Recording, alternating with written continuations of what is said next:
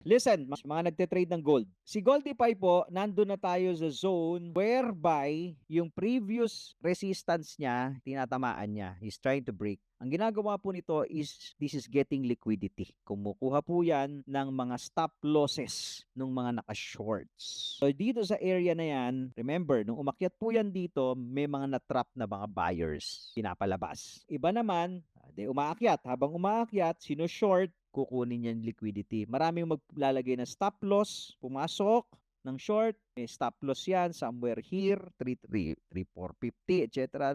A little higher than our highs before. Kukunin yan yung liquidity. Pag nakuha na yan liquidity na yan, there is a probability na pabalik na ulit si Goldify.